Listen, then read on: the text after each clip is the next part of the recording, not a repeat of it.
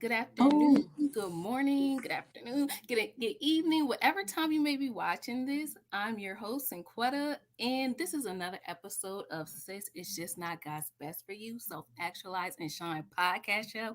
And today we are doing a coach spotlight with my girl, Rochelle Demetrius, aka the growth coach. That is like the thing that I decided to title her because, like, let me tell you guys, this girl got it going on.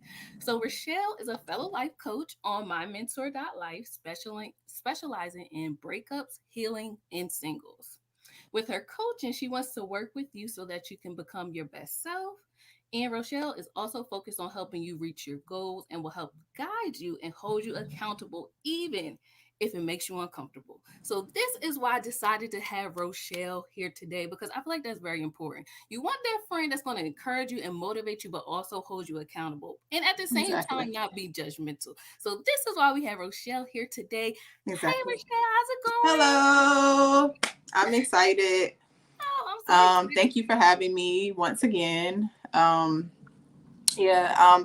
So yeah, I'm excited and I hope you guys, are able to receive something out of this.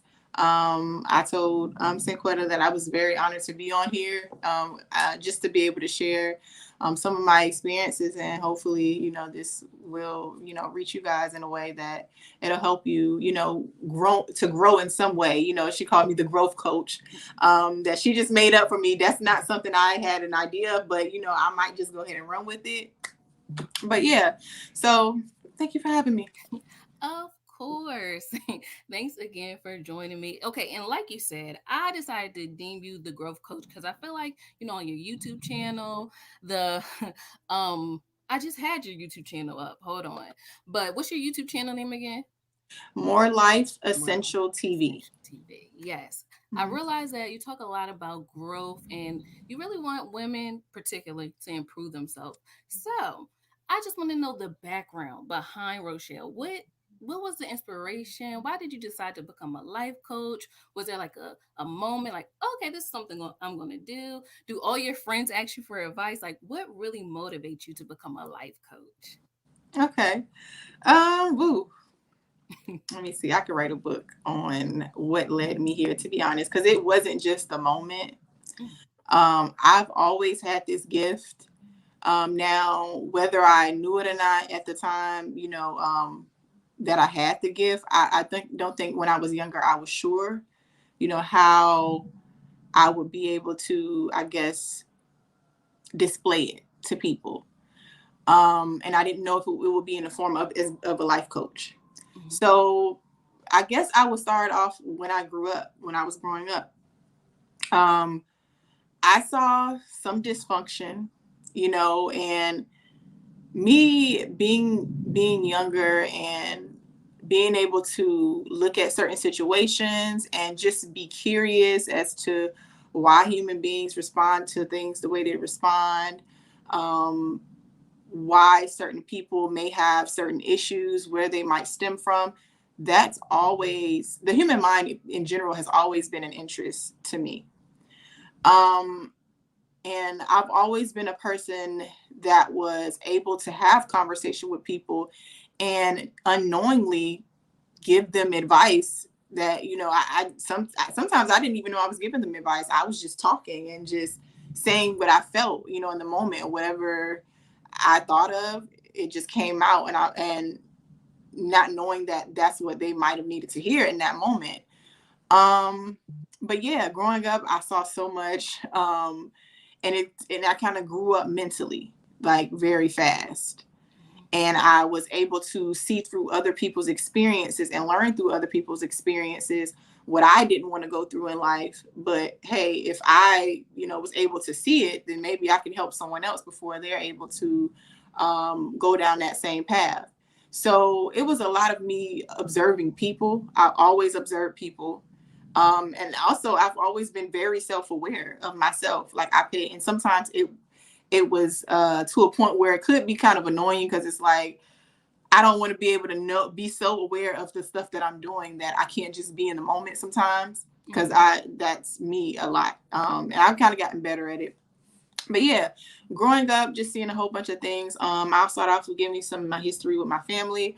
Um, my dad was on drugs. My mom, she was on drugs as well. My mom passed when I was younger at the age of 7 years old. And so I moved in with my grandmother. My dad was also living in the household as well, but he was kind of mentally disconnected due to his addiction. But he was there, he was present. I would like to call him functioning, I guess, a functioning addict or whatever. Mhm. And a lot of what he went through really, I think most of his struggle is what inspired me the most. His Mhm. struggle with his addiction is what inspired me the most.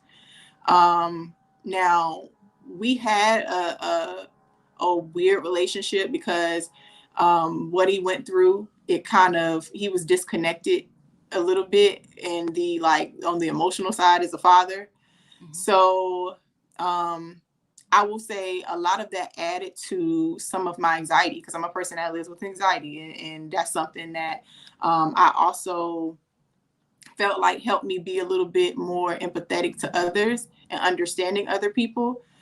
Uh, and just growing up, seeing all of those things, seeing a lot of fights between my families, just so much dysfunction, things that a child I feel like shouldn't see, Mhm. and shouldn't have to see.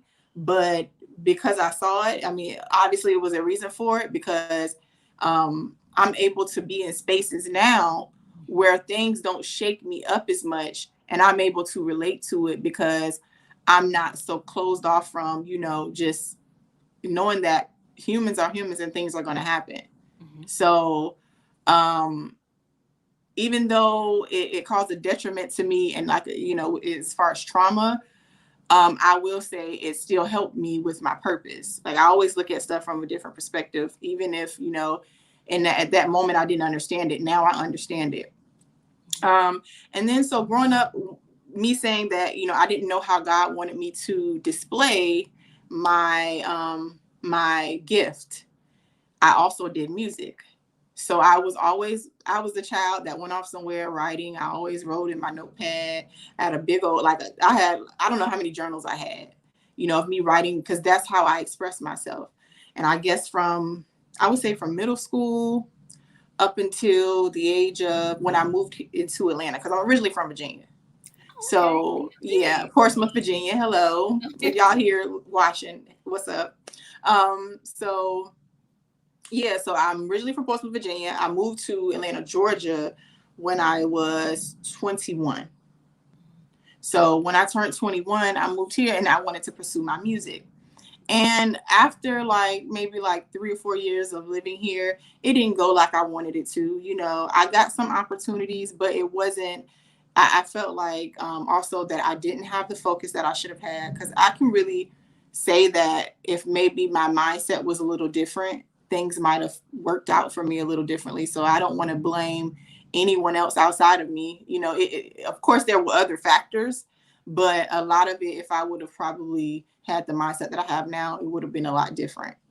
But yeah, so I didn't know that, at that time, because we all look at purpose like, okay, this is just my purpose, but not noticing that God also gives us assignments within our purpose. So I said, well, maybe that was just my assignment at that time, within my purpose, to get out, whatever it is that I was going through, and to allow people to hear what I was going through, and then being able to learn from whatever my experiences were through my music at that time. And so I said, when that chapter closed, I went into massage therapy, which was another thing that I still do. I went to school for that. I'm certified in it, um, and that was my way of jumping into therapy. And I guess I'll rewind a little bit. I actually went to school, to college, because I wanted to do criminal psychology. So Mm-hmm. to be honest, I did go to school because I did start off going to school to do psychology, to do therapy. But for me, school just wasn't for me. Like, I wasn't that person that wanted to be in school for 10 plus years to get a degree. I don't have any degrees, but somehow I created a lane on my own. So guys, don't let nobody tell you that you have to have a degree. If you're in school, stay in school, but don't let nobody tell you just because you don't have a degree that you can't become who you want to be. But yeah, so I went to school, and I liked the classes that I was taking, but I didn't like the timing of that it would take for me to do it. And so I was like, I tried 2 years. I gave myself 2 years. I just wasn't feeling it. So I took up massage therapy. The school I went to, it was kind of janky. I didn't realize that till after the fact. And they had a whole bunch of lawsuits going on. So after that, I realized that wouldn't have worked out. So I didn't end up becoming certified with, and through massage therapy. And the reason why I got into massage therapy is because I was like, okay, well, I'm not going to be able to complete, school enough to be able to get into, to be a doctor, to be a therapist. So I was like, well, oh, what am I going to do? So I got discouraged with even trying to do any form of therapy. And then when I moved to Atlanta, I started working on music again.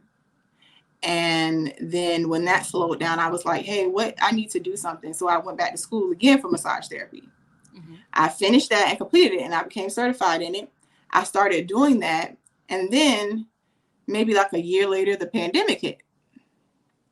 So when the pandemic hit was when I started really picking up with my massage therapy business, but it slowed down. Like right in the beginning, I was picking up, I was doing stuff, and I had my mentor. He was putting me a part of a lot of things.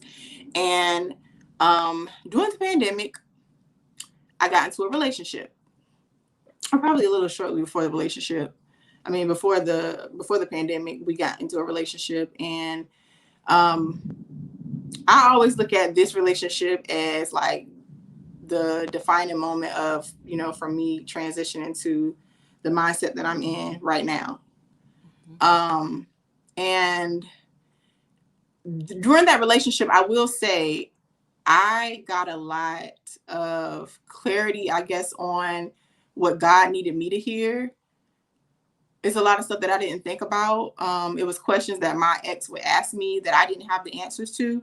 So one thing I can commend him for is that he kind of opened my mind in a way, and I guess to think about things that I had never thought about before. When it came to my life, like, I had started a business and everything, but I feel like being successful is not all about just being, successful in business. It's also, and I guess being wealthy and happy, it's also about having peace within yourself as well. And I feel like that's success also, and that's wealth as well. So even though I had started my business and I was becoming, picking up in that, I'm like, what is my purpose? Like, why am I here? What defines Rochelle? Who am I? So going over the relationship, getting to the part where we break up, because we didn't last long at all. We probably lasted about 6 months, which that's why I said that relationship was really only put in my life to bring me, I guess, over to, or bring that shift into my life that I needed so that I can step into my purpose. So once we broke up, and usually when I break up with someone, I'll kind of entertain the situation a little bit, and or if feelings will still linger, where I won't focus on myself at all. I'll just sit in whatever it is, and then I'll try to find someone else just to get over the previous person, which a lot of us do. We were talking about that. Yeah. So so when I broke up with him, I think the day that we broke up, I was like, you know what? Because when we broke up, I was crying. I was, just in so much like disbelief that I just didn't know. Like, okay, I was like, wow, I didn't see this coming, because I really didn't see the breakup coming. But what's so weird is, I guess I can kind of say I seen it coming, because the day that we broke up, and people are going to find this to be weird, but I said to God, I said, let your will be done. And I don't know why I said it, but it happened. So I was like, wow, what made me say that? And then just not, and we were good. That's what's crazy. Me and him were good. We weren't in a bad place.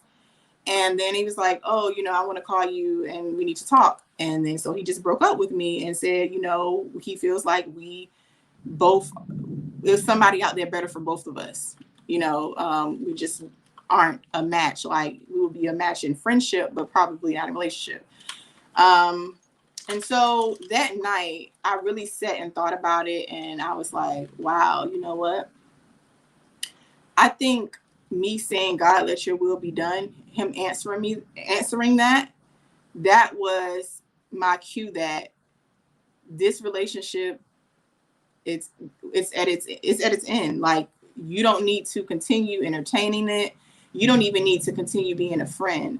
That was that was there for that season, because you needed to, um I would like to call it when you're put in a space where you reach your low moment, and you're trying to find your way to dig your way out of it. And it's like sometimes God has to put us in that place for us to get closer to him and listen. And When you that's hit from rock bottom. hmm, When you hit rock bottom. yeah. Hmm. And I was like, and because I had the clarity to understand that, Hmm. it helped me move on a lot faster. And so the next day he came and got some of his things from my place or whatever.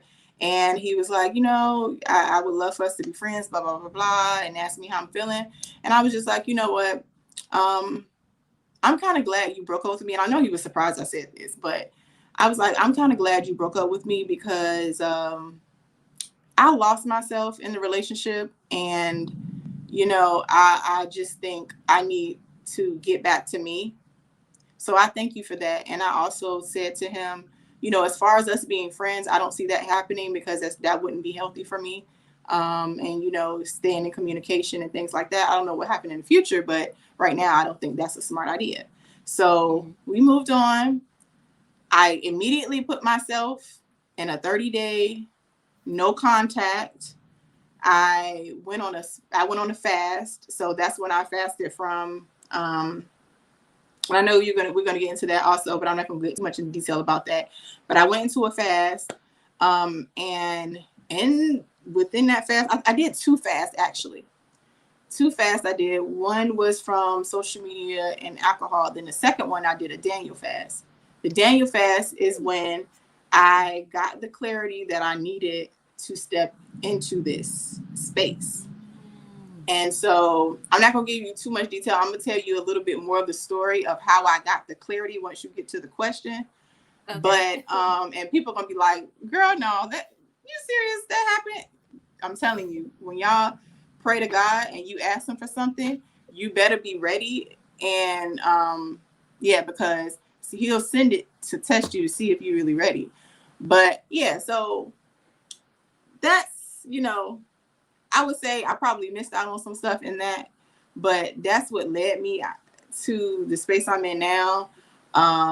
Just growing up, seeing certain things, and just my experiences really, and knowing that in the beginning I had this gift and I wanted to do it, but God figured out a way to bring everything back full circle for me, where I'm able to do it, and I don't have to, beat myself up and be discouraged because I can't finish 10 plus years of school to become a psychologist.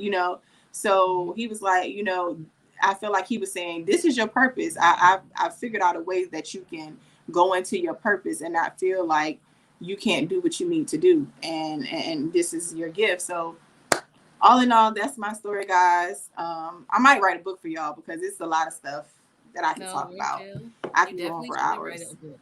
You should write a book for us because we would love to hear it. And Hmm. sometimes I just feel like it's the trauma, the experience, like you said, that we go through. That's more than school can ever give. You know what I mean? That's stuff you can't learn in school. And I really feel like, as Christians, as believers, I feel like our work is people. You know what I mean? So I don't really need a degree to help out my fellow man, to give advice, to be there to show support. You know what I mean? Like I Hmm. kind of feel the same way. Although my route was a little different. I have like 2 degrees, but that's just because I didn't know what I wanted to do. So I felt like school was like safe. Mm. But it took Okay. all of us, kind of like you said, getting out the pen. I don't know what it was. I don't know what was going on in the atmosphere, but I feel 2020 like was really the year of vision. Like, it was the year mhm. of clarity and a year of vision. People don't think about that, but come on now, 2020. How is that even possible? We went through a pandemic and on in that year, and was able to sit down and, really have to sit down with yourself at some Yes. point. Because with Mhm. me, I was in a relationship, but at some point was released from that relationship, and I really had to sit with myself, and I had to do some soul searching at some point. Mhm. And you really in that moment get clarity if you decide to actually do the work. Now it's different because 2020 might not have been a year of vision for everybody. Some people might have found ways to kind of get over the time that they had to spend alone, whether it was through substances and things like that.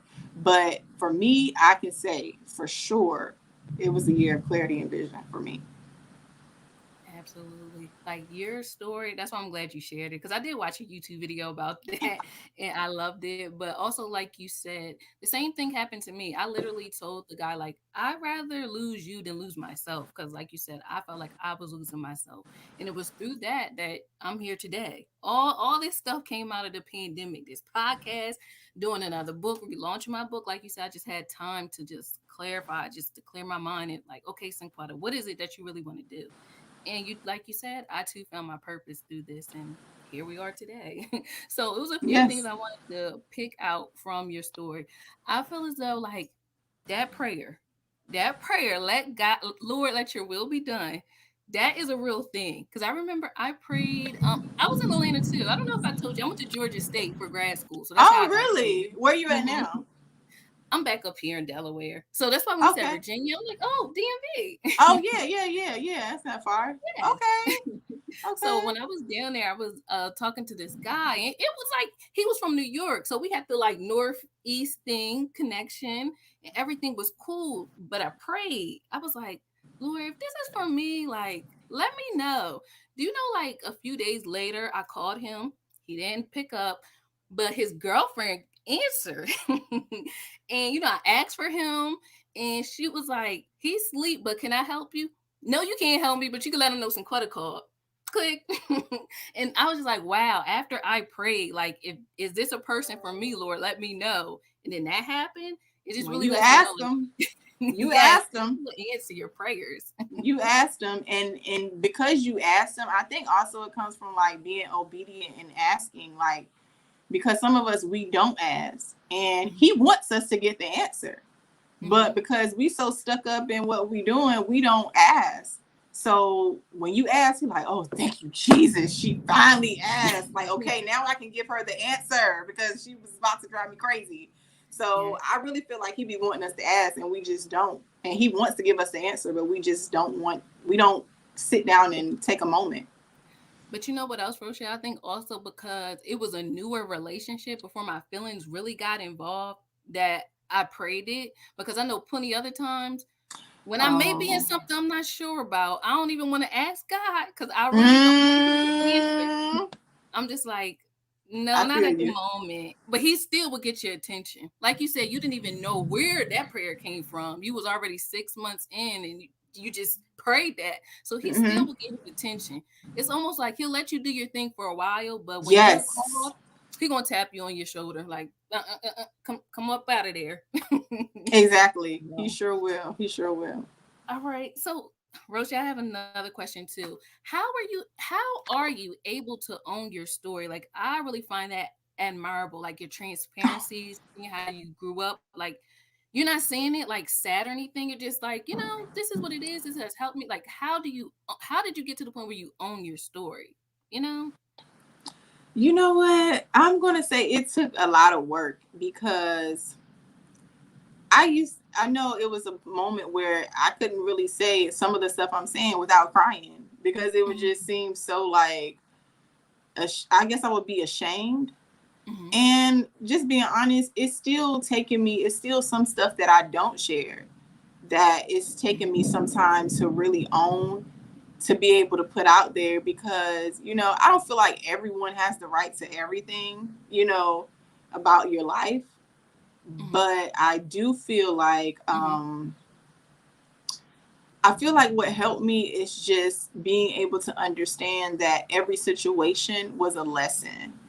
I always, Okay. and I will say, like, before, I wouldn't look at it like that because I was so caught up in that moment. But now that I have a different mindset, I'm able to look at those situations and say, hey, for one, you're not the only one that's probably experienced this.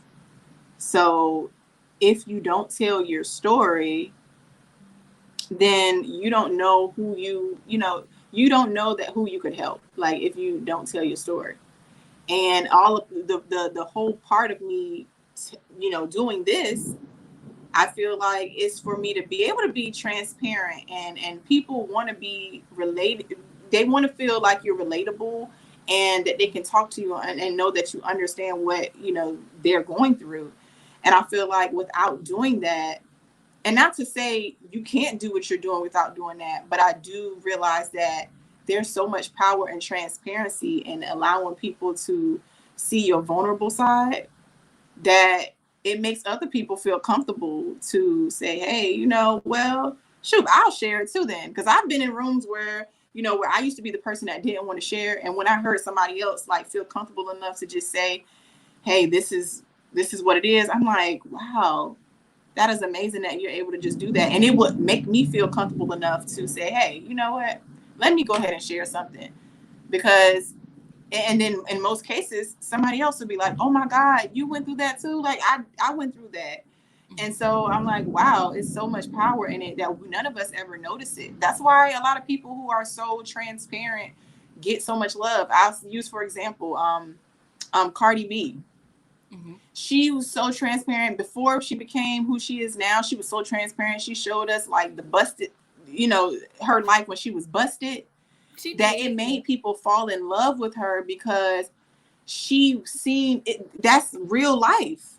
When people can see real life, they're like, wow, and that's where you came from, and look where you're at now. So for me, looking at and seeing that and knowing that there's power and transparency, I think that's what allowed me to be comfortable and owning my story.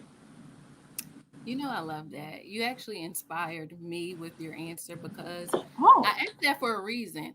I just recently got comfortable with sharing my story because growing up, I grew up in a homeless shelter. And Mm-hmm. the last interview I did, maybe not the last one, but like two interviews ago, I did it with another girl. Her name was Danielle. I can't remember her last name now, but she had posted on TikTok how she was homeless after her mom died, but she went on and went to school and did all these amazing things. I'm like, wow, like I need to talk to her because how is she owning her story? You know what I mean? Like in that Mm-hmm. kind of way. So just talking to her has kind of helped me. And then hearing you, like you just said, like sometimes it was times where you wanted to cry. Like it would be times where I'd be wanting to cry, but I guess now as I'm getting comfortable with it and sharing it, it's like, okay. It's almost like it's healing me. I didn't know why. I was like, I don't know why I was feeling a certain type of way, but kind Yeah. of like as we do this stuff because we're life coaches, we know how to examine ourselves. Like, I'm like Yes. I coach myself. Like, why did that offend you, Cinquetta? Why did that hurt your feelings? So it's like, Cinquetta, why are you crying? And I guess it's just like, I have to be comfortable with sharing it and talking about it. So Yeah. that's why I asked you that. And I was just like, oh wow, listen to Rochelle. Yeah. So thank you for sharing that as well. No problem. So my next question I wanted to ask you, we'll get more on like on your channel now. So on More Life Essential TV, you speak a lot about boundaries. So what are three boundaries everyone should have when it comes to dating and relationships? And or how can we implement healthy boundaries, even if it's like with our coworkers or somebody says something wrong to you at the grocery store? Yeah, how can we implement healthy boundaries? And what are some good ones? Um. Um. One, I would say, respecting individuality. I think, Hmm. um, when we are in relationship, whether it's business, whether it's family, or your partner that you're dating, I think a boundary would be to allow your one of the boundaries, the most important, is to allow yourself to be who you are. And not to say that the person can't help you change for the better if there's things that you need to change to make yourself better, but I think that should be a natural and organic thing where the person in your life just makes you so inspired that they make you want to be a better person, not so much them forcing what they feel, what they think, or whatever their beliefs are on you. Now, if y'all in communication and they're telling you, hey, this, that, or the third, and they're not like barking it at you, like making you feel like, well, I have to be this way in order for this person to continue to be with me or love me. Like, you want someone who can respect your individuality in a way that they don't intrude on like your personal space, the things you like to do as a person, the things that make you happy. And so I think that is one of the boundaries I think that's very important. The other things I think was the major, I think I'll put all three of them in one category, would be mental, emotional, and physical, boundaries where there's no abuse in any of those categories. Because, if I can't, trust myself to be, if I can't trust myself to be vulnerable with you, then how can we have a relationship? So I feel like sometimes people, want to physically abuse you or mentally and emotionally abuse you because they want control. And that, for me, that's one of the boundaries that I think that's the most important, because I don't want anyone coming in thinking that they're just going to be my master and control me, and they're not, or they don't have any kind of emotional. Oh God, this thunder is going crazy. But they don't have any kind of emotional intelligence enough to know, to read me and the type of person that I am, to know how to communicate with me the right way, to not be trying to argue with me and fuss with me because I don't know something, trying to make me feel inadequate because I don't know something, or, putting their hands on me. That's a no-no. I feel like all of that, any kind of abuse, whether it's physical, mental, emotionally, I feel like that's a boundary that should not be crossed. And so yeah, that's that on that. And Those were good. another boundary I would say would be your sexual expression. Okay. And the reason why I say that is because I think society has kind of normalized having to, I guess, how can I say this?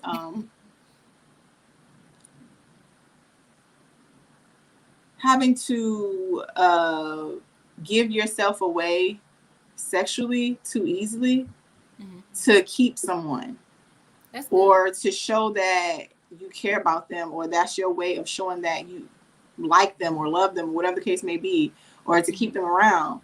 And I feel like that's a false narrative, because I mean, if we really think about it, I mean, you can have all the sex in the world with someone and they still will go and do what they want to do if they want to do it. So I think a person should allow you the time to, if I don't feel like you should come into the situation already. The first thing you want to talk about is sex, and you're over sexualizing me. And I think, I won't say just men do it. I think women do it too, but I think more so men do it a lot with women, like, with, speaking on their body a lot, and how their body looks, but not really getting to know them first, and, mentally first. And so I feel like, we are just overly sexualized a lot. And so men go into situations already thinking like, okay, well, I'm getting to know her, I'm taking her out on dates, and they just think they deserve a prize because they're, they're giving you their time and spending their money. And so, like I said, I don't want no one to like get, all frazzled, because, some men can get frazzled because they might have, their egos bruised because of what I just said. But it is what it is. Um, some men are very, some can have toxic masculinity issues. And so I think with sexual expression, we should feel free to have sex when we want to. I don't feel like I should have to, have sex with you in order for you to feel like,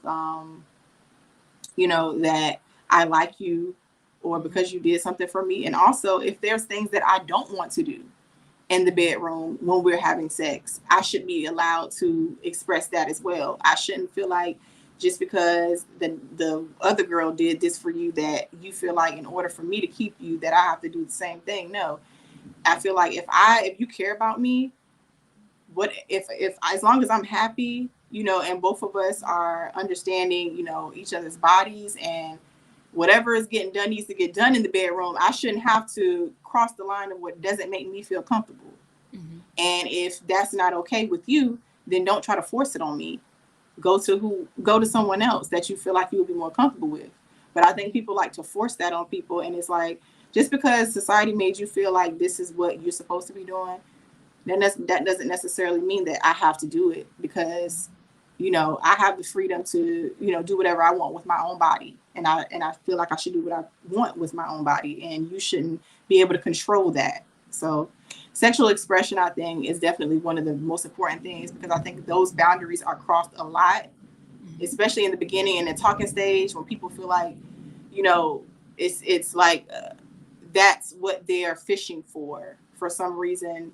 It's the goal to get someone in the bed, and I just feel like that's one of the most important boundaries that should not be crossed. I like that you said that because I think that a lot of times men equate their manliness to how quick or how many girls they can get in the bedroom. Like for them, it is the goal, but they need to learn how to like separate the two. You know what I mean? Like it should not be all about that. And I do think that women struggle with it the most because I was just having this conversation, like how sometimes women feel like they owe somebody something just because they may have done something nice. But it's okay to just say thank you and leave it at that. If Exactly. you want to give something, write them a thank you card. I don't know, buy them some socks. Like don't you shouldn't have to use your Exactly. body as the payment.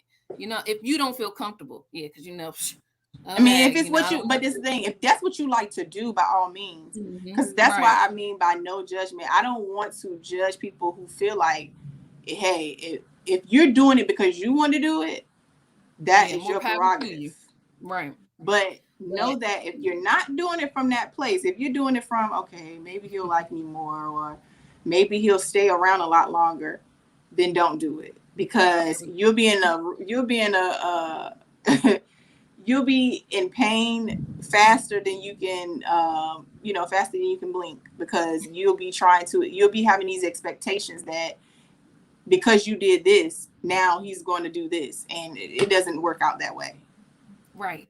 Yeah. Exactly. And like you said, it's all about that's a boundary for you. So when you break that boundary, you're not being true to yourself. Choose So I think exactly. it's just more so like knowing who you are before you get in the relationship. Kind of like a job.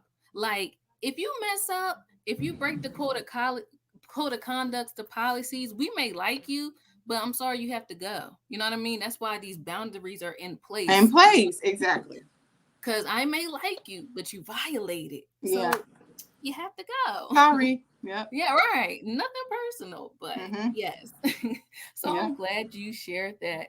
So okay, let's say someone breaks one of your boundaries. So after you break up with them, you let them go. Sometimes, like we talked about earlier, you may feel like you want to get back into a relationship to fill that void, to get over that person. You know what they say? The saying goes, you get over a person by getting underneath someone else or something like that. That's how the Mm-hmm. old Yeah. folks used to say it. Mm-hmm. But however, this may not be the best method, to heal yourself after a breakup.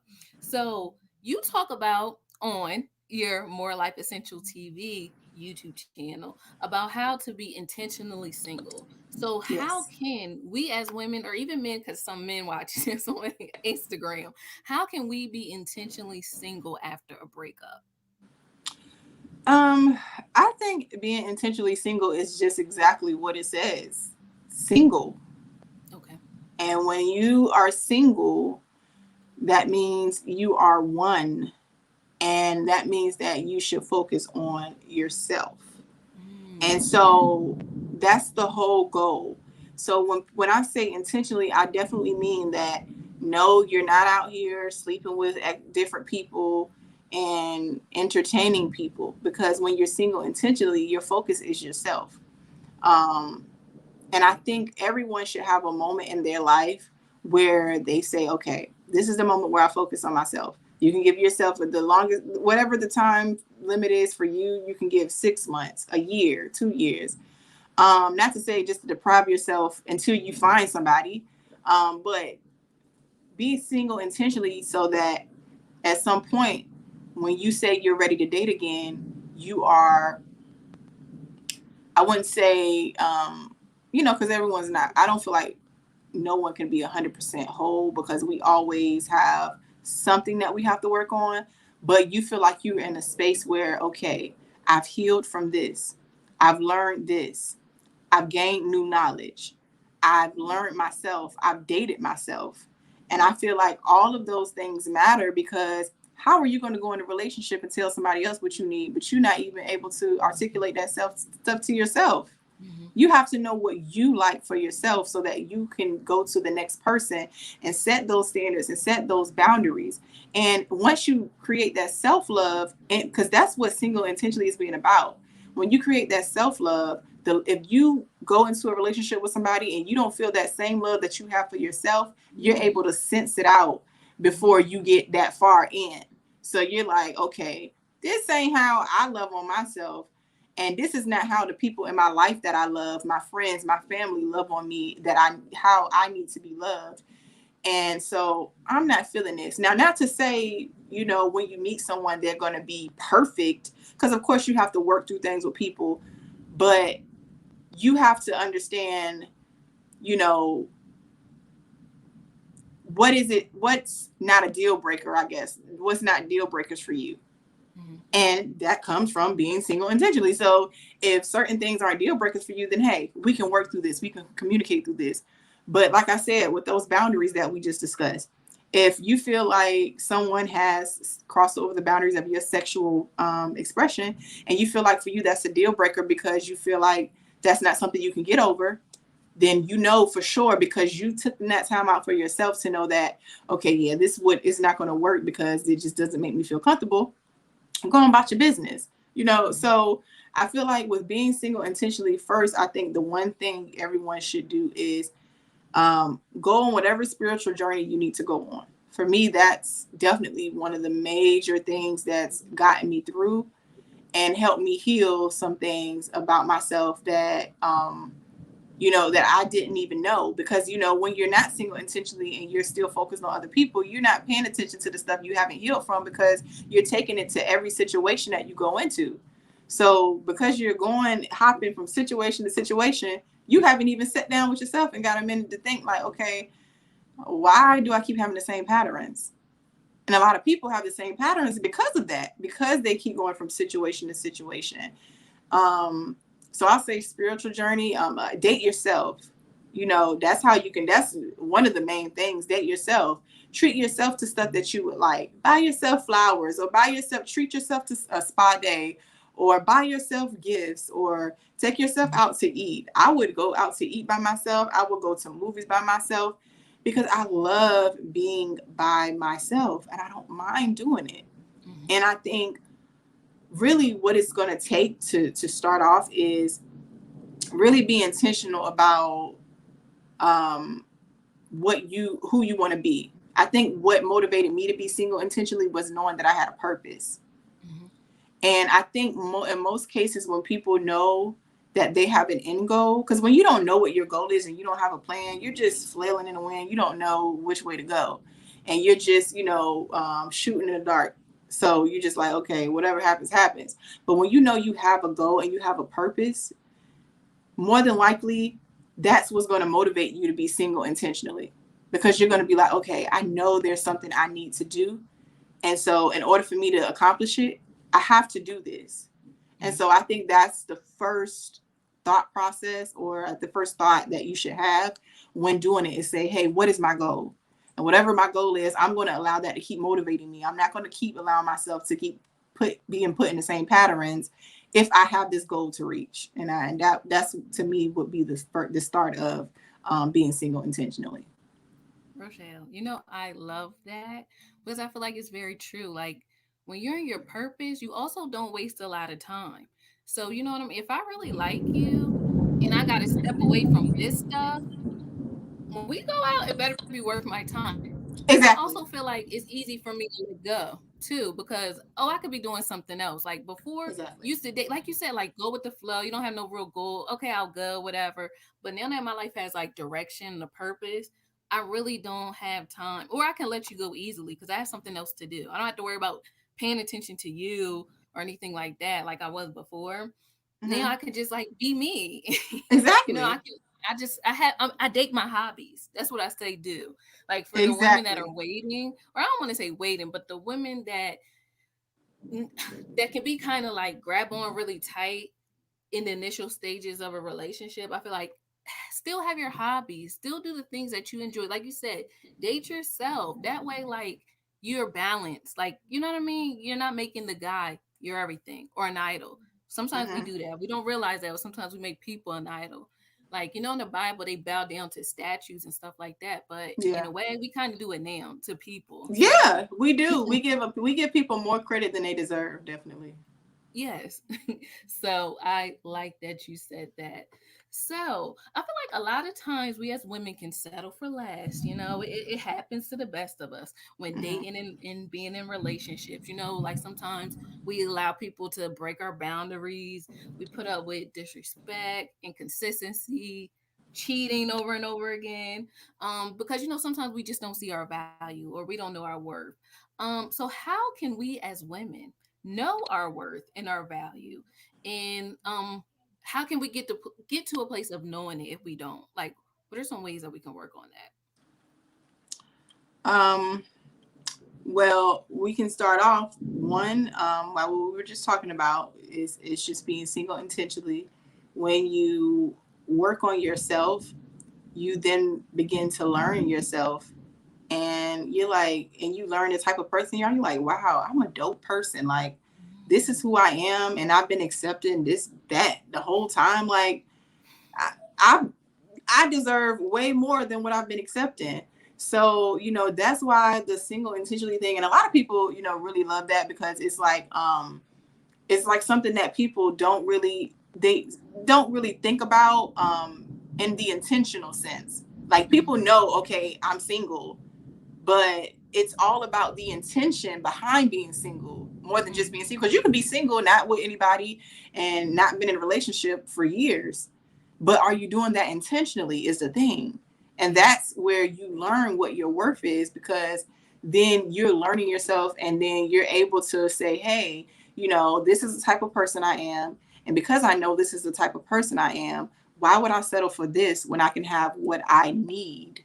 Mm, And so I think all of that, when speaking of just growing in a sense, is all about having the self-awareness and reflecting on yourself, and just understanding that it starts with you first, and you learning yourself. And once you learn yourself, that's where a lot of you get a lot of your answers. Most of the answers are within yourself.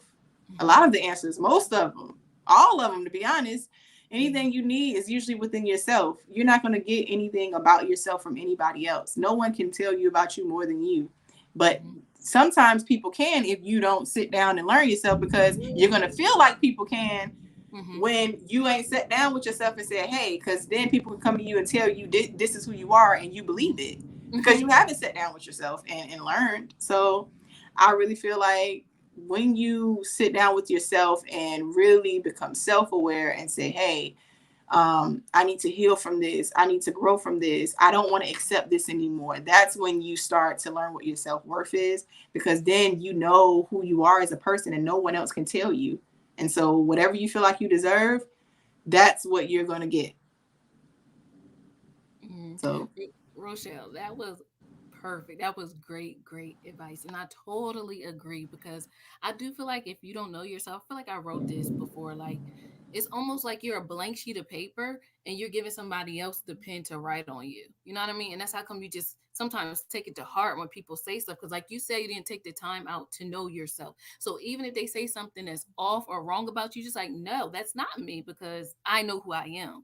But most of the right. time, we just let other people like label us. So I'm just so glad you touched on that. I Hmm. also wanted to follow up with you when you shared your story. When you said your ex came back and you know he was just like we can still be friends. You said no, you rejected that. And like sometimes people would keep their ex in their back pocket. So I'm just going to ask you, how did you have the strength to move on for good? And how can we do that as well? Like just cut it off and not look back. Hmm. Um, I would say it could be something as simple as just, just knowing that, that's because that situation ended, that you should take that as a sign. But for Okay. everybody, it's not that easy, Hmm. because sometimes we can tend to work from a place of, I'll say, ego, and we don't want to lose in anything. So when we feel like something is drifting away, we kind of want to hold on tight to it. And sometimes not even realizing that, that's what the place we're working from is, just ego. And, to me, I feel like what gave me clarity that that situation was supposed to end was, I told you I said my prayer to God, like, and I looked back on that and I said, oh, that was my answer. Hmm. So that was my point of reference for the breakup. So I was able to just say, okay, well, going about my business. Hmm. But I will say, for people who, because I've been there where, I might not have entertained them. Like, we would not talk for like a month, and then they'll come back around and try to, see what I had going on. Um, I would say, like we were just saying, you have to find some type of goal. I think that's the number one thing. Find a goal for yourself and set it. Because once you do that, you won't make time, or go back to anything that's not going to help you, and not to say that someone can't come back into your life and it be different. For me, I will say I'm a firm believer, and I just don't like to revisit the past. That's just for me. But Hmm. I can't say that for everyone, because you don't never know. You might have needed that break to learn from something and to grow from something, and that other person might have needed to do the same, and you might come back and it might be cool. Hmm. But if you're in a situation where it's just absolutely toxic and there's no hope, and that you wouldn't be able to mend anything with this person, because it's just like you don't see any growth in it.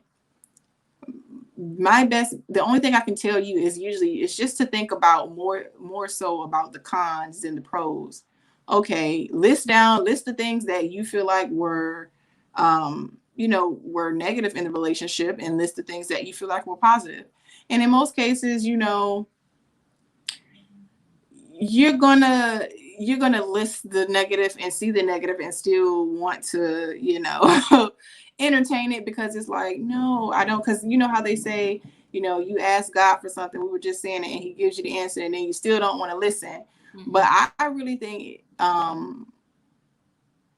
what is most important is just having people around you that are able to tell you what you need to hear when you need to hear it, when you can't tell yourself that, because a lot of people don't know how to, listen to themselves. We can tell ourselves a million times that something is not right for us, and sometimes other people can too.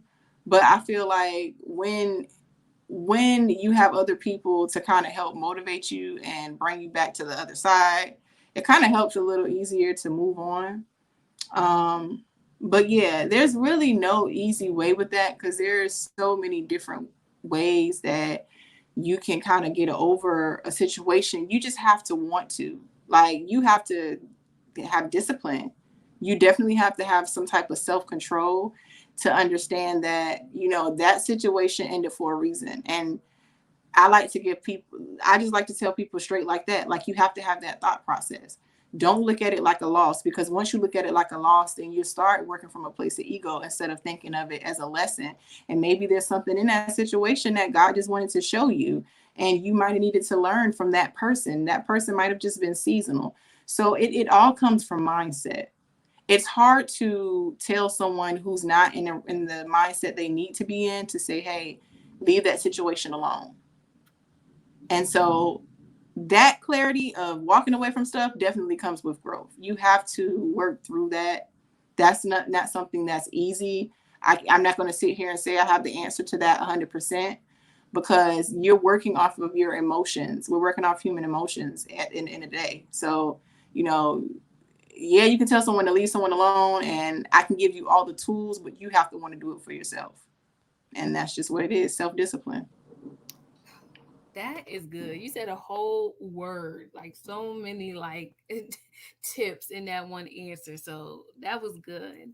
So Thank I'm you. going to change gears a little bit. It's like kind of dating and relationship questions, but a little Okay. more personal. I kind of want to get your opinion. Okay. So, in your opinion, how important is it to date someone with the same spiritual beliefs slash faith as you? Because I feel like when you were sharing your story on YouTube, you kind of hit on that a little bit. So I just kind of, Mm-hmm. I know the answer, but for the people out there, what's your opinion on it? Okay, guys. I don't believe in dating someone who's out, that's not within your same beliefs. That's just my personal beliefs. Now, I'll say that's my answer for me. Hmm. And the reason why I say that is because you can, I would say it's very important when you start to think about your future and getting married and throwing kids in the equation. Hmm. That's a part of your foundation. And to me, that matters. Hmm. I think confusion comes when you start throwing kids in the mix. And even before that, because it's like, okay, so what direction are we heading in? Because if I'm getting married to you and you're an atheist, but I'm a Christian, how would that work if I want to bring God into my ceremony? How would that Hmm. work? Or if I want to celebrate holidays and your religion doesn't believe in celebrating certain holidays, how would that work? Someone is going to have to eventually convert over. Hmm. Usually that's how it, to me now, I don't know if someone could tell me if I'm wrong. If I'm wrong, then, tell me, but I don't believe that, that can happen without someone converting. I can see I can see being friends with someone who believes in something different. I can have a family member, I can have even a business partner that believes in something different. Because in those situations it's just really all about character and who I'm dealing with it and within that character. And of course character matters as well with your relationship, but I think your religion is foundation, because how you run your household is going to be based off of some of those religious beliefs. Hmm. And so I would say I would use my story for example. Like when me and the guy would get into conversation, and maybe it was his mindset, because not to say he was totally like just, a butthole and he just wasn't trying to understand me. But I think he was so caught up in what he believed in that what I believe in just didn't make sense to him. Hmm. And I don't want someone always trying to question me about what I believe in. I don't mind you asking me, like, okay, about certain things to get a better understanding. But then when I start to feel like I'm feeling like, kind of like stupid for believing in what I'm believing in, then at that point it's like, No, okay, time to disengage. this doesn't feel right. I feel like uncomfortable. And I Hmm. don't like to feel uncomfortable. Now, I will say this. What probably helped him in his arguments a lot was because I wasn't as close to God as I should have been. So he could have said anything and I would have felt silly, because he was one of those people who studied all different types of religions, and so he Hmm. had came to the conclusion that just spirituality was his thing. He know there's a higher being, but he didn't believe in Christianity, and he had grew up with parents that were Christians and were pastors. So I believed him seeing certain dysfunctions within that. He felt like maybe this is my take, not to say this is really what he believed, but when you see dysfunction in something and you don't see situations where I would say you don't feel like you see hope in a situation, it will make you kind of like, it'll run you away from it. Like, okay, yeah, I don't, this doesn't look too good. Like, my parents are pastors and this is happening and they're supposed to Mhm. believe in God, but why is this happening? And why, Right. and so I can understand why one would feel that way, but I think that's a lot of the reason why he kind of didn't believe in Christianity is because of what he experienced growing up. Right. And I think he felt like the black sheep of the family. It was a lot of things that went into that. But yeah, so just personally, from my own personal experience, I just feel like it wouldn't work unless the other person converted, because I just feel like when it comes to thinking about your future and running a household and raising kids and just your life experiences together, like how will that work when trying to spend holidays with your family? Like, okay, you're going to be at home while me and the kids are spending holidays with my parents, or the other side of my family. Like, it's just, I don't know, it's just certain things that just didn't sit right with me when I was in that relationship. Like, he didn't believe in celebrating holidays at all. He's just Mhm. like, well, that just wasn't his thing. And for me, I'm not huge on holidays, but I You still still feel like I want really to be a want part to, of it, yeah, because that's just yeah. what I grew up doing. And I want my Mhm. kids to experience it. I don't want my kids to be in school and they can't celebrate something and they feel like disconnected from the group of kids that they're around because their dad don't believe in it, so he can't bring a gift or celebrate and help their class celebrate. I think about all of that stuff. Like, people Right. don't really think about that, but I think these are also questions that need to be asked in the beginning of relationships. People don't ask about this stuff, and I didn't ask, so I was an idiot. So I was an idiot because I wasn't in that mindset where I asked the right questions too. Mhm. So I don't really blame him. Really, I blame myself a little bit for not asking the right questions and not knowing that I wasn't asking the right questions, because I didn't notice how surface I was in my Mhm. conversations. I thought I was having the conversations I needed to have, but I wasn't. And so if I would have, and even though I knew that he actually, when I think about it, maybe we talked about it later on down the line, but I didn't take it serious because I didn't know what I wanted for myself. I was like, oh yeah, that'd be cool. I don't mind you being this and I'm that. I think we can figure it out.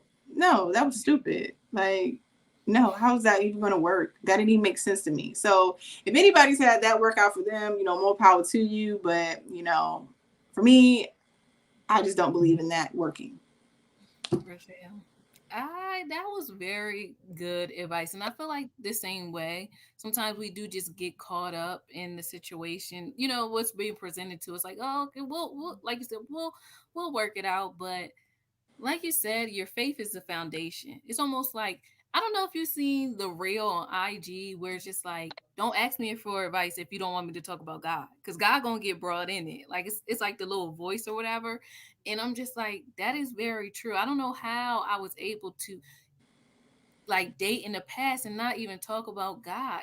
Like, what was I And that's what it doing? was. It made me uncomfortable. I think that's one of the things. It made me uncomfortable to even talk about God, because it's like, well, a lot of my advice does include God. Now, not to say I can't give you advice without God, but most of those principles come from the Bible. So even Hmm. if I don't say God this, God that, a lot of those principles are still coming from the Bible. Right. So, you know, It's really um, real. It's really real. I remember yeah. a situation where I was talking to this guy, and his friend was like in school to be a minister or something like that. And we were able to go back and forth and talk about our faith. Like, oh, you watch him on YouTube? I watch this person. And like, just talk about our favorite scriptures and stuff. And I'm like, I laughed, and I was like, something good happened to me today. What was it? And it was because I was able to talk about my faith to another believer. And I never did that with the person I was Mm-hmm. dating. It's just like, Exactly. oh It my feels gosh. good because you can Yeah, be it vulnerable. do. Yeah, Yeah. you can be vulnerable with if it makes you feel like you can share what you need to share and not feel ashamed of it. Like, you don't want to feel Right. ashamed for believing in what you believe in. Like, that just makes you Hmm. feel so uncomfortable. And not to say, and I was okay with whatever he believed in. I don't care, because I believe, being a Christian, I feel like if you're going to be close and like God, close to however he is, you're going to be able to, be in the presence of whoever, regardless of what Mm-hmm. it is, because, God is about love. He is not about hate. So I just believe that. And I think that's where I was coming from with it. But I didn't understand that, you can do that, but just not in the sense of becoming a union. He can be a friend Yeah. Mm-hmm. or whatever else he want to be, but he can't be in a union with you, because that is not going to elevate you to where I need you to be. If you're going to Mm-hmm. be, a follower of me, then how can you grow to where I need you to be if you have someone who's not motivating you in my word? Uh-huh. And that's what I need. I need someone who can motivate me in God's word, because I feel like that's what I believe in, and that's what's gotten me through. And so I don't need you telling me that God is not this and God is not that, when I know for myself that he's what he's done for me. Yes, I do. Yeah. And like you said, when you become one, because even scriptures say the two shall become one. So, and as women, we're the ones that submit. So it's almost like if I submit to you and you don't, if God is not ahead of you, then who is? Who is Exactly. guiding you? Where are you getting your information I gotta from? You know trust what you I to mean? lead. And if you're Right, not right. leading from what I believe in, then how can I trust you? Yeah. Because to me, that means then, oh, society can influence you, or the Exactly. rap music can influence you, or this, whatever that comes up will influence. You'll just kind of go with the wind. But, I need you to be Exactly. flat footed and on the same wave as me. Because, like I said, it feels good to talk about your faith, letting your light shine. We're being Exactly. to let my light shine. Exactly. So that was Period. good. That was really good, Rochelle. So I want to let you know we're over an hour. Is that okay? I have a few Oh more yeah, questions. I just noticed Okay. that. Yeah, we Okay. good, You still girl. got time? I don't have Okay. nothing. My evening is free. That's why I chose today, because my evening is free. So we're good. I hope Yes. everybody else is enjoying the conversation, Yes, because on my yeah. IG, Isaiah Lee Music. And we go to live together too. He's my homeboy. And when I need a male perspective on these dating topics, he Hmm. chimes in. But he said, I like her already. She's speaking facts. I'm like, yep, she Well, is. thank you, Isaiah. I appreciate it. I try my best to be as real as possible, or as true to myself as possible, and hopefully someone else receives it. So, you We know. receive a girl. You is like dropping facts. Okay, so when dating, what are your top dating pet peeves? Like what are the top dating things that just annoyed you that you experienced? Like, I've, you ghosters, know, slow texters, showing up late to dates. Like what are your things that irk you? And maybe these are like they're not the deal breakers, like we talk like it didn't hit a boundary, but it's like, it's just annoying. I'm not about to like cut you off for it, but or you could actually, but well, one of the things that I don't like is that that stage where people start playing hard to get, where I have to figure out if you like me, and you like me, but you want to I guess stall on communicating with me just to play hard. Like, mind games. yeah, I don't like playing those mind games. If Mm-hmm. you want to call me, call me. If you want to text me. Now, I'm not saying blow my phone up and be crazy, because that is crossing the line for me. To me, that turns me off. I don't. I like when people Oh, communicate that's with a me, good but one. yeah, I don't like when people are too overly, like, I don't know. I kind of like a balance. Right. Like, we're communicating when we're communicating, but when we're busy, we're busy. Mm-hmm. And even if I text you like early in the day and you might be busy and I don't hear from you until, later on in the day, that's cool, especially when you're first getting to know someone, because we're not in a relationship. So it's not like, I'm really in a space that where I can't keep tabs on you like that. Like, I feel like you're not obligated to do anything because we're not together. But I do feel like I am owed the courtesy of some sort of communication. Mm-hmm. Like, I shouldn't talk to you on Sunday and then I don't hear from you again till the weekend. Mm-hmm. Like, no, like, we have to get to know each other. Like, I don't like people who always are always texting. all the time. We have to have a phone conversation. I don't like the what you doing people. Mm-hmm. I'll give you an example. I had this one guy. He used to always ask me on dates. We had hung before previously, and the chemistry was kind of there, but it wasn't all the way there. But I felt like I was attracted to him. He was attracted to me, and so we were cool. And so over time, we had lost touch, and we would find each other again and kind of hang out. And then at one point, we had lost touch and came back, and I was in a whole different headspace when he came back around. And so he would always ask me on dates, and he'll be like, "So what's your schedule?" And I'm like, I tell him my schedule. I say I'm free more so on the weekend, so schedule something on the weekend, let me know ahead of time. um so then he'll come back around, and then he'll ask me the day of Mm-hmm. to do something, and I'm like, I'm busy. And this is to me, and this is what he did. He kind of what we call gaslighting. Mm-hmm. I go back, and like well, now I go back, but he comes back and asks me again, you know, dang, when we gonna hang out, blah, blah, blah, blah. And I'm like, I told you my schedule. He's like, well, I invited you out before and you declined. And I said, well, I declined because you asked me on the same day. And I asked you before to tell me previously, before prior to that day, so I can make sure, I set aside the time. And then we started getting to a conversation, and I was like, why am I having this conversation with you? Like, you're a grown man. You should And know I'm better. I'm Mm-hmm. to a place where if I know you understand, Mm-hmm. and at this point now you gaslighting me because now you're trying to say, oh, well, I invited you, and I know you invited me, but you know that you asked me at the last minute after I told you not to do that. So now I feel like you're playing with my intelligence, and that's one thing I do not like when people do. So at that moment, I told him, I said, you know what? We've had this discussion many times before, and I've let you know my schedule, and I don't feel like I need to keep explaining myself to you because you're not old that. And let's just be honest. I'm not the one for you, and you are not the one for me. So let's just stop this conversation. And I blocked him, Mm-hmm. and that was that. Mm-hmm. Because I'm like, why do you keep asking me what am I doing? What's my schedule? I told you what my schedule was. I told you, and I literally clearly explained to you what to do after I gave you my schedule, and you're still asking me the same question. So that right there for me is the hugest pet peeve. Don't Mm-hmm. keep asking me what I'm doing. Um, I just feel like someone a guy who just doesn't have a plan. Yeah.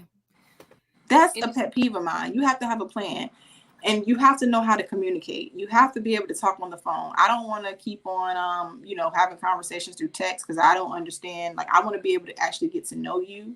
mm-hmm. And the last pet peeve of mine is, we were talking about this sexual expression. When guys are just overly like sexualizing stuff and always hitting on you in a way where it like starts to make you feel uncomfortable. And it's like, dang, now I can't even kick it with you like that because if I try to, I feel like you're going to try to try me. And I don't Mm-hmm. feel comfortable in a space with a guy who I feel like is just, that's what I feel like is on their mind 24/7. That's their goal, is to see if they can sleep with me. Mm-hmm. And that right there, that's one of my biggest, hugest pet peeves. I've literally cussed men out. Now I'm in a different space, so I try to be a little bit better with my wording, but I've literally cussed men out because they've tried me. And and that's one of the reasons I think I started, when I went on dates, I started driving myself places, because they'll try to keep you trapped, and that makes me feel uncomfortable. So when men are like, oh, you want to go out on a date, and I'm like, yeah, cool, but I'll meet you there, and they were Right. like, you don't want to pick you up? No. Mm-hmm. Because then when you're in their personal space, it's like they feel like they can, They I have don't even like going to advantage. people's houses. Mm-hmm. Yeah. If we going out, we going on a date. I don't need to come to your house. What I want to your house for? I don't know you like that. Exactly. You could be a serial killer. Mm-hmm. So all of that, yeah, girl, all of that, all of my pet peeves. It's probably a lot more, but Those are good. Those are the top ones. So those were good that you hit on. And mhm, hopefully, other one be like, okay, yeah, I don't like that either, and start checking people. mhm, So as a coach, um, what do you think is like the biggest flaw or toxic mindset that we as women have when it comes to dating and relationships? You know, because I'm an equal opportunist. Like, I feel like women, we should talk to women. Like, you know, hold ourselves accountable. I really don't like to talk about men and what they need to do because I feel like they're gonna do what they want to do, but you got to be that girl that, you know what I mean, that have Yeah, your you got to be boundaries able to check in them place. Right? when Yeah. So, need be. Hmm. but so what is a thing that you know, even if you see it on social media, maybe not in your coaching clients, but like, you know, just things that you like, okay, that's holding us back as women, or you know. Um,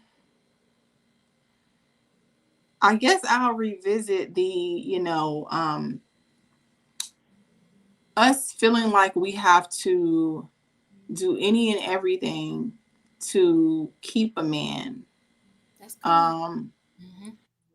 I feel like we go into situations because women, us as women, we are um, naturally we're like nurturers, and we just want to be loved. And if something feels good to us, we want it to be good. We, in our minds, we think like, okay, this is a nice guy, and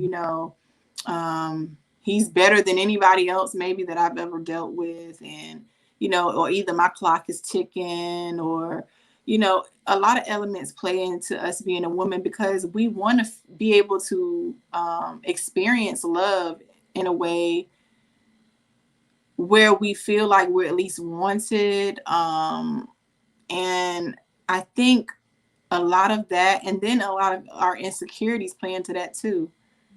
And men can tend to play on those. And we sometimes allow them to because we want to have someone. And I think that is a toxic mindset when we are allowing ourselves to downplay who we are and what we need to have someone. Hmm. And I realize that a lot, like, because sometimes women tend to look at men like the prize. Like, if you can't keep a man, then what are you worth? Or if you haven't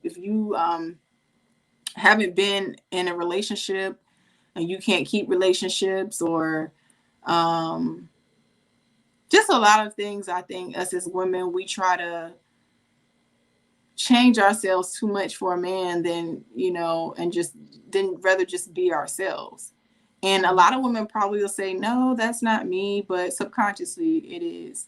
Because when we get into a situation, and we'll say all the things that we won't accept, we'll say all the things that we won't do, and let it be this one man who's attractive, he's charming, he takes you on nice dates, he just treats you like a princess. And the moment that he does something that you don't like, you'll kind of you'll kind of let it slide, or you might check him a little bit, but you won't stand firm in it because you don't want to run him away Hmm. and make him feel like you're nagging, or it's just a lot of stuff that we do that we don't notice, in situations where we say we won't do it, or we won't allow it. And we do allow it once we allow someone in our space that we really like. If we like them, oh, all bets are off. We just, you know, and I won't say all women, but I will say I've noticed that with most women, like, they'll set standards for themselves and totally forget about it when they end up in a situation. And, and that goes back to what we were talking about, being single intentionally. Like, when you really stand firm in that, and let that marinate in your bone marrow to a point where it's like it's in you. Hmm. No matter who come into your life, he can be the sweetest, the nicest, the most attractive, the richest, whatever type of man, the with the best character. No matter who he is, you're going to still be able to check him to make sure that he's not overstepping any boundaries, and he's within the standards that you've set for anybody that comes into your life. And I think that's the mindset a lot of women need to get out of, is stop allowing yourself to, change and be something that you're not for a man, because, a man is going to do what he wants to do. So at the end of the day, really, you can be the most perfect woman. You can cook, you can clean, you can run his bath water, you can do all the things that you feel like a woman is supposed to do for a man. But I feel like we need to step out of that feeling like we have to do stuff for someone in order to receive love. And I Mm-hmm. think once we step out of that mindset and understanding that a person that loves you is going to love you because of who you are and not because of what you do for them, Mm-hmm. then that's when we will definitely grow from that place of feeling like we have to, downplay who we are just to have somebody. Mm-hmm. I totally agree. Like I feel like we're not circus animals. I don't have I shouldn't have to perform, jump on one leg, recite Exactly. alphabet backwards to prove anything to you. Either you like me or you don't. Because I feel like men, they stand in who they are. You know what I mean? They rarely come Exactly. backwards. But it's women. I feel like maybe because I don't know if it was Disney or society, they do kind of make you feel like your identity as a woman is tied to if you got a man, how long you kept him, is he, you know what I mean? Like it's like that is the end all be all instead of like, Exactly. okay, what about what does she have going on? What, her own self, but it's more so no, it got to be about a man, and it's just too much. Exactly. And I feel like based off of what you were saying, I just feel like we rather lose ourselves than lose the man. You know what I mean? Mm-hmm. We'll be quiet, put up with stuff. Mm-hmm. We don't want to lose him, but at that expense, we lose ourselves. So that goes into my next question. Like, why do you feel that like some women lose themselves? Or I said we, so I put myself in there too. Why do we feel as women sometimes? Why do we lose ourselves in relationships as women? Just not. I feel like just not knowing your worth and knowing yourself.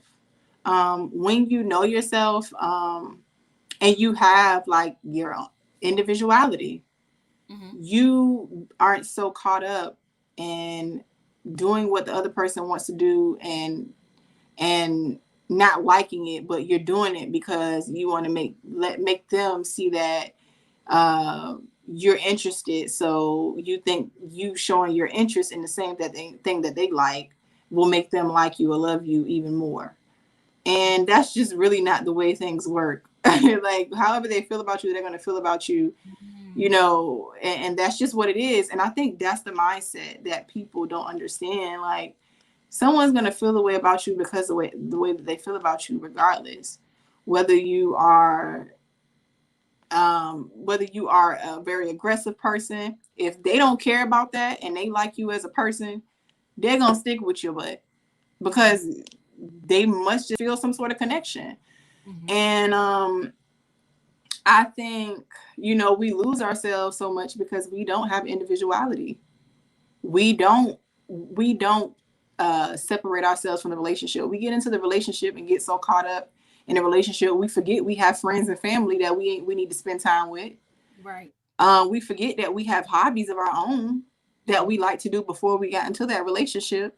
Mm-hmm. And so I think that's a lot of the reasons why we lose ourselves, because we disconnect ourselves from the very thing that makes us us. We disconnect ourselves from that when we get into a relationship instead of thinking like, hey, we're both still individuals, even though we're in this relationship together.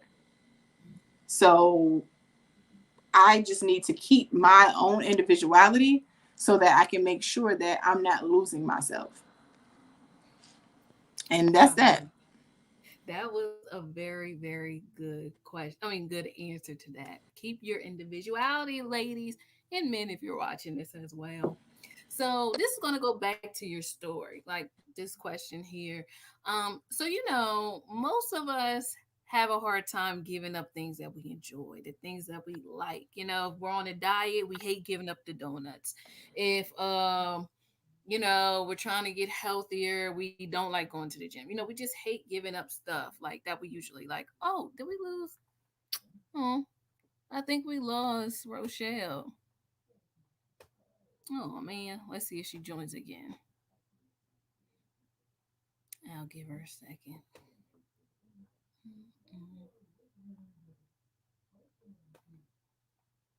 Yeah, guys. So I was just gonna ask her. How was she able to do her social media detox and how was she able to cut out alcohol? I think that's like really dope that she did that after her breakup. So we're gonna get her, see if she can get back on. Well, she did tell me she was having like she may get cut out because she's in Atlanta, y'all, and they having like thunderstorms. So up here it's like nice and sunny, so we're good. But I'm gonna see if she comes back on. Mm-mm-mm. Let me flip this. Oops, did I do this right? No, did it wrong. Hey guys, so are y'all enjoying this interview I'm having with Rochelle? Like, she is really dropping like a lot of good gems. Oh my gosh, she said a lot of good things. I really like what she said about boundaries, being intentionally single. Is it ego or is it love? Like, do you, after a breakup, is it that you feel like um you just feel like you lost out? That was really good. Very, very insightful to me. Let me try emailing her. Oh, here she is. I don't know what happened. I'm sorry. It's okay. I was just talking to the people. I was like, y'all, she said so many good tips. Like I'm over here taking notes. I was like, I like what she said about um boundaries and being intentionally single. And is it ego? When you feel like you just broke up with somebody. So ain't she giving us good tips, ain't she, y'all? So let Oh me well, finish. thank you. I hope I ain't talking too much because I can talk Oh, when I it's when I'm at when I'm in. I guess because I'm so passionate about it. So when I'm mm-hmm. getting to my The bag, I zone. just Uh-huh. kind of.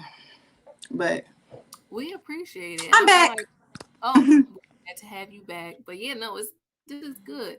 I feel like I might have to like have another show around like dating and faith because I felt like when you touched on that, like, oh yeah, we can go on. We can like look at this in many different ways. Yeah, it's so many different perspectives to everything. That's why I Mhm. get so excited when I talk about certain things. I'm like, it's so many different perspectives, and that's why where my thought process of not judging comes from, Mhm. because there's so many different perspectives that who's to say who's right and who's wrong and what they're doing, because it's really all about the individual and what they are willing to do, what they're willing to accept, what their thought process is, what mindset are they in at the time.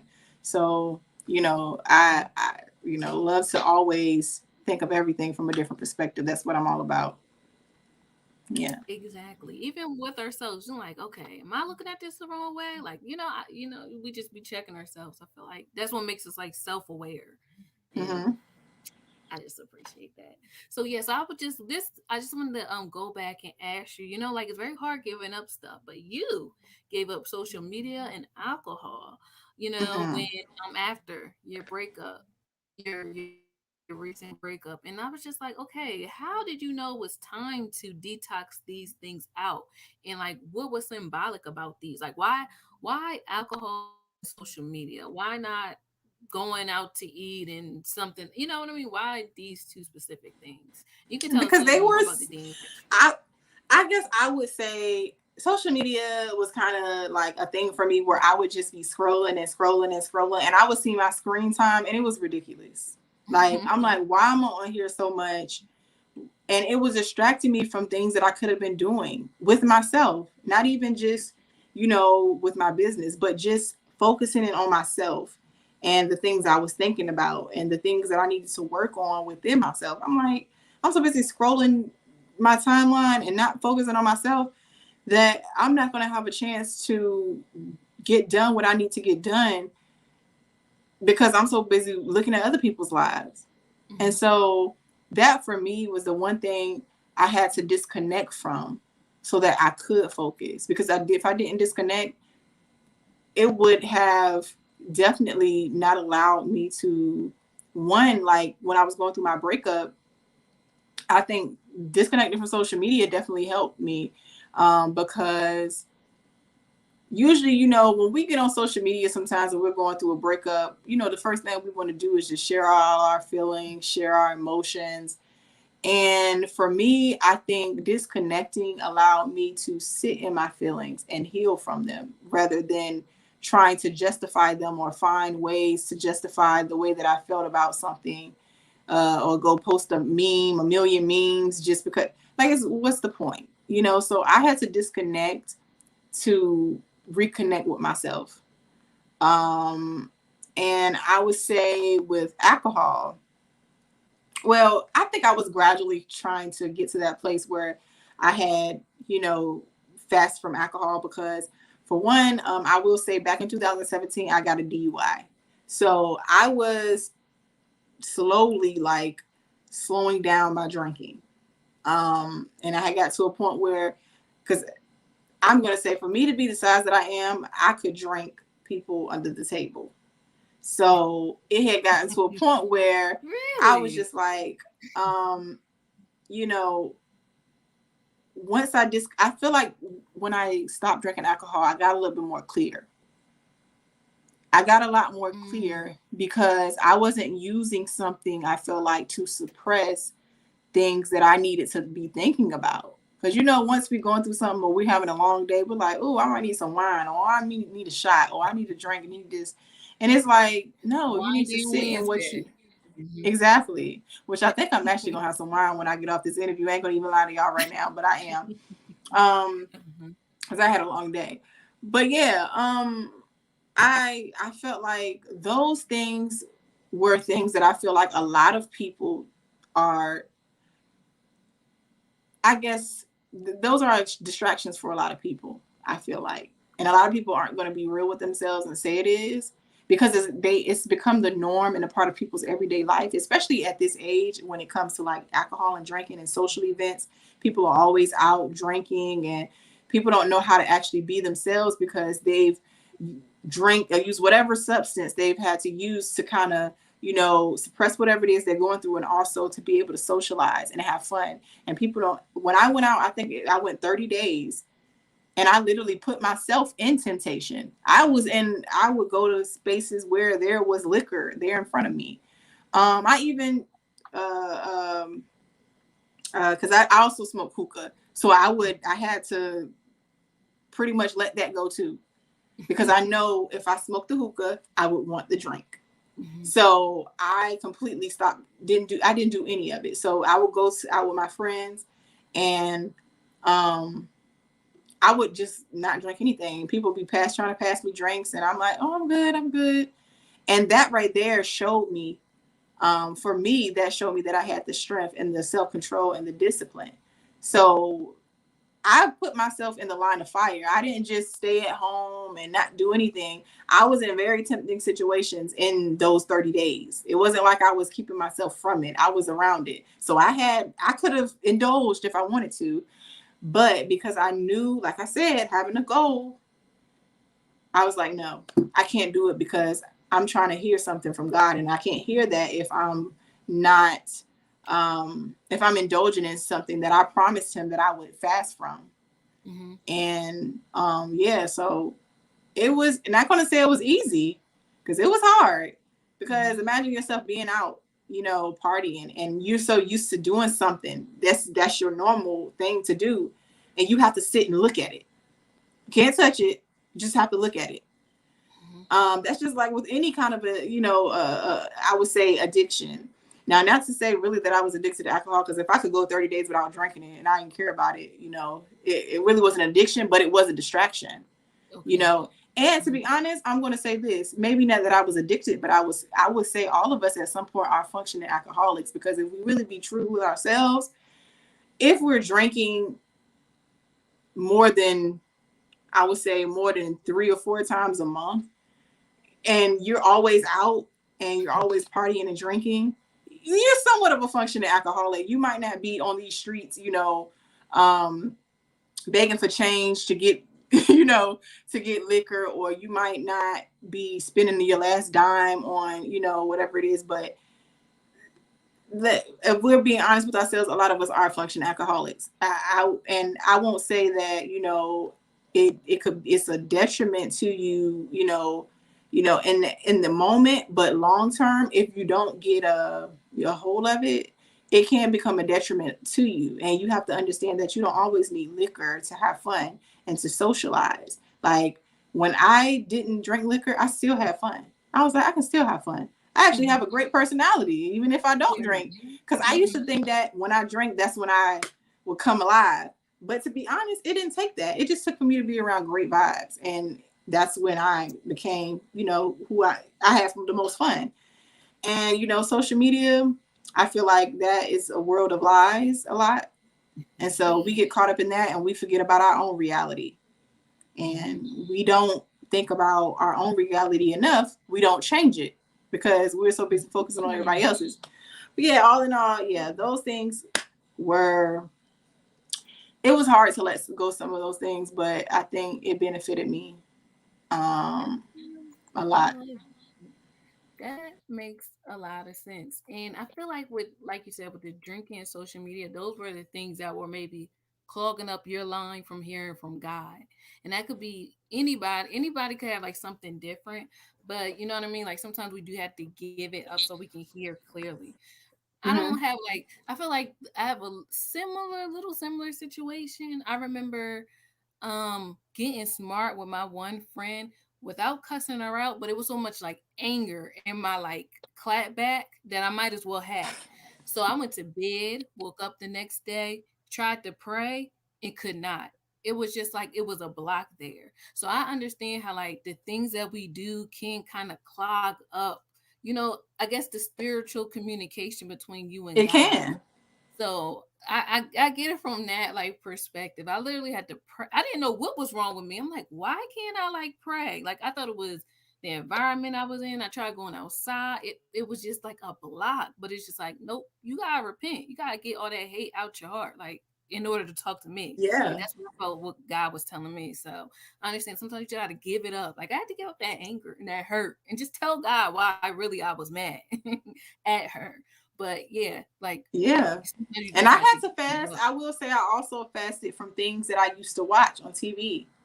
And the That's only thing good. that I watched was things that gave me new knowledge. I stopped Mm, watching a whole bunch of stuff on Netflix and YouTube and a lot of stuff that I was watching. I didn't mhm. even notice that, but when we speak, I when I think about it, a lot I didn't watch a lot of things that will put the wrong messages in my head. I would watch a lot of stuff that helped me grow. So that's important too. That is good. Like you said, getting new knowledge. I like that. You Hmm. replaced it with that. Hmm. So, wrapping up, I have two more questions. So, Okay. if there's a woman out there struggling with loving themselves, and we probably kind of already touched on this, so I feel like I may know your answer, but I'm still gonna ask. Okay. Struggling with loving themselves, what are some self-love tips or words of encouragement you would give this woman? Okay. I would say try for one, try like I've been saying, this is just being single intentionally, of course. Hmm. Um, that's the number one thing.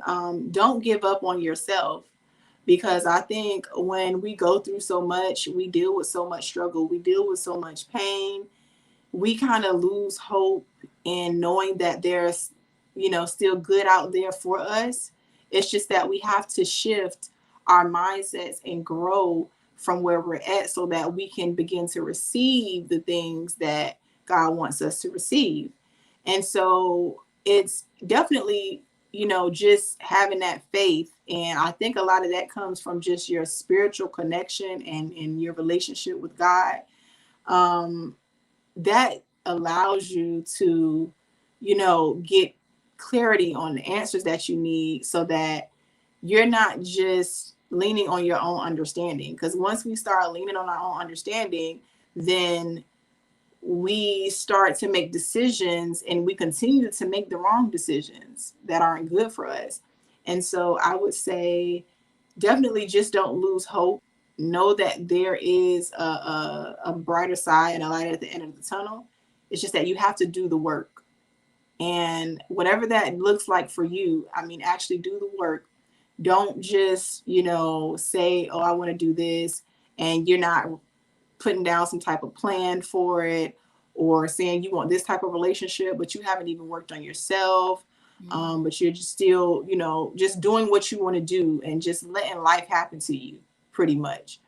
Don't let life happen to you. Actually live your life and go for what you want, and speak into the universe whatever you want and whatever you need. Everything will be returned back to you if you truly believe, because once you start losing hope, that's when you start to disconnect, and you get discouraged, and things don't come to you because you're not open. Your heart is not open to receive them. And that's with anything. Your heart has to be open to receive them, because something can come to you and you just don't even pay it any attention because your heart is not open to what it is that you say that you want. But you have to do the work on yourself. And that's pretty much what I would want to say, because that's something I would say to myself, growing up, to my younger self.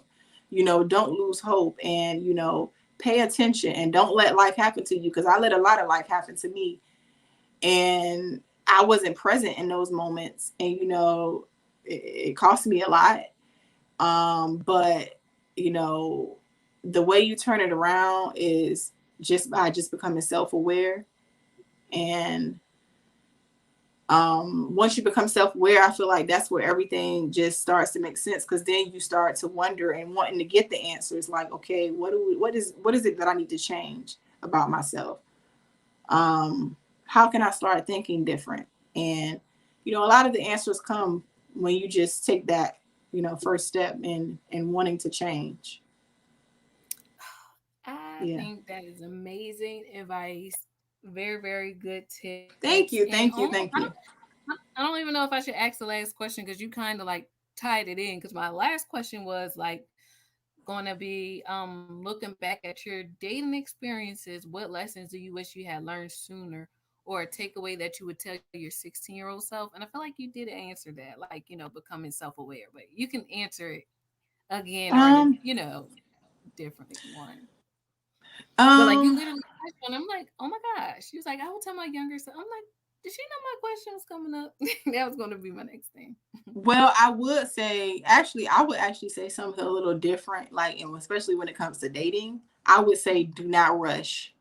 Like, you Mhm. have time, take your time. Like, my dad always used to say, them boys are always going to be there. Like, they ain't going nowhere.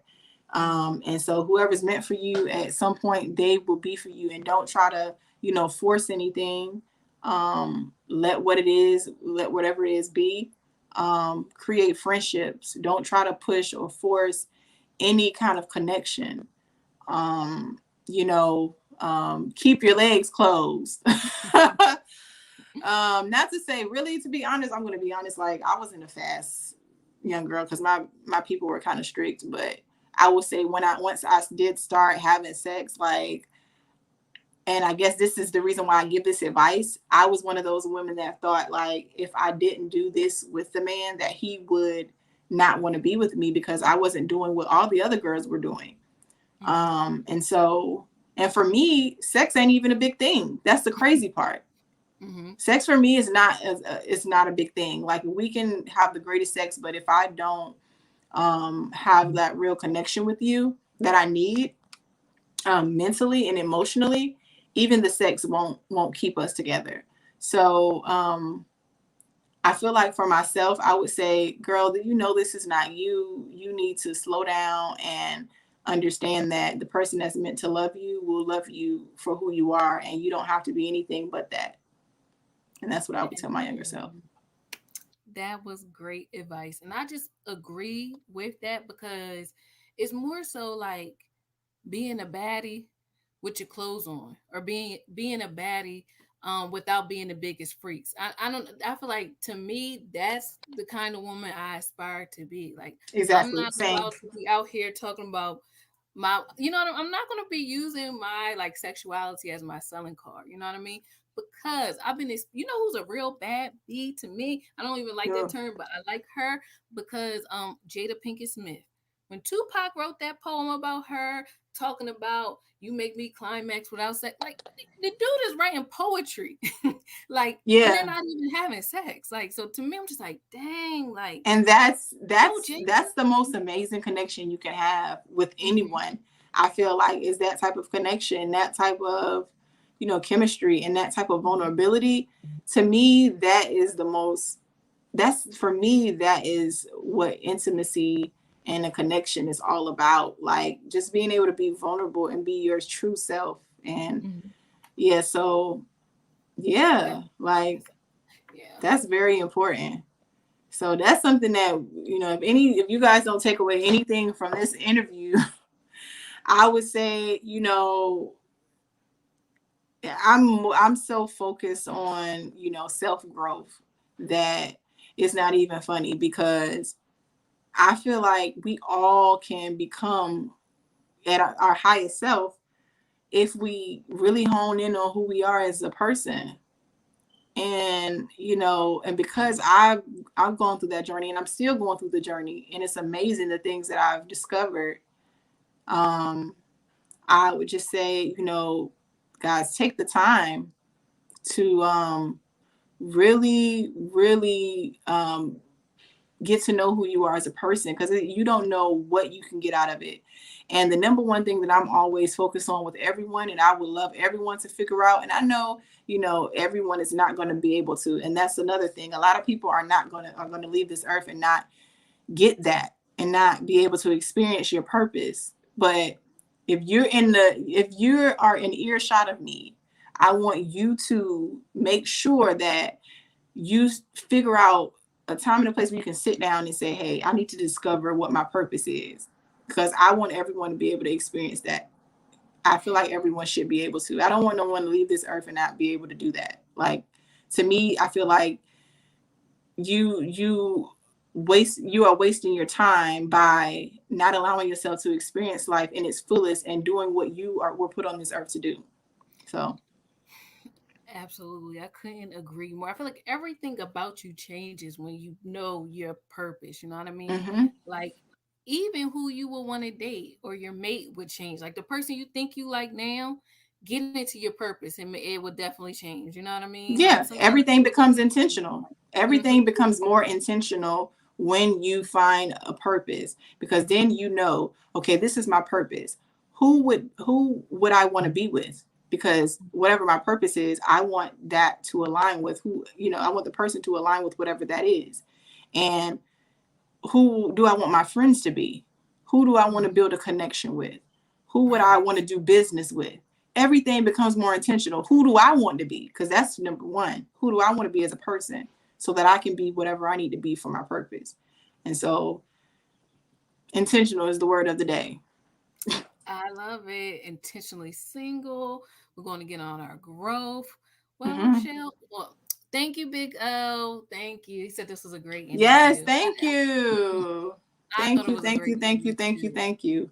Rochelle, you gave amazing advice. I was so glad that I had this opportunity to talk to you.